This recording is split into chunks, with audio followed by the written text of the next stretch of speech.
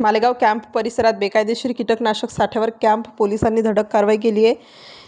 हिम्मतनगर भागात छापा टाकत तब्बल 5,47,000 रुपयांचा कीटकनाशक साठा जप्त करण्यात आला आहे. या प्रकरणी तालुका कृषी कार्यालयाशी संबंधित शुभम दिलीप नाझरीकर यांनी फिर्याद दिली असून आरोपी श्याम अशोक देवरे राहणार हिम्मतनगर मालेगाव याच्या विरुद्ध गुन्हा दाखल करण्यात आला आहे. मिळालेल्या माहितीनुसार 29 मार्च 2026 रोजी दुपारी 3:30 वाजेच्या सुमारास ही कारवाई करण्यात आली. त्यानंतर मालेगाव कॅम्प पोलीस ठाण्यात गुन्हा नोंदवण्यात आला.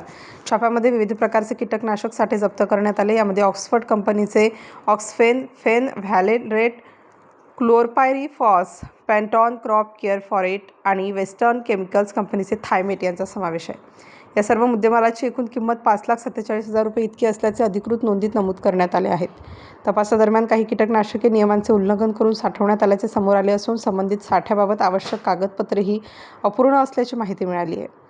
या प्रकरणी कीटकनाशक अधिनियम 1968, पर्यावरण संरक्षण अधिनियम 1986 तसेच कीटकनाशक नियम 1971 अंतर्गत विविध कलमानुसार गुन्हा नोंदवण्यात आला आहे. या धडक कारवाईमुळे कॅम्प पोलिसांच्या कार्यक्षमतेचे पुन्हा एकदा दर्शन घडले आहे.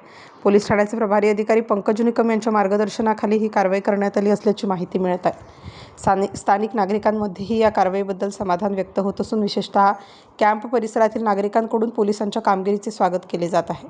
दरम्यान या प्रकरणाचा पुढील तपास सचिन राम गोसावी हे करीत आहेत. स्टार न्यूजसाठी मोहसिन पठाण, नाशिक.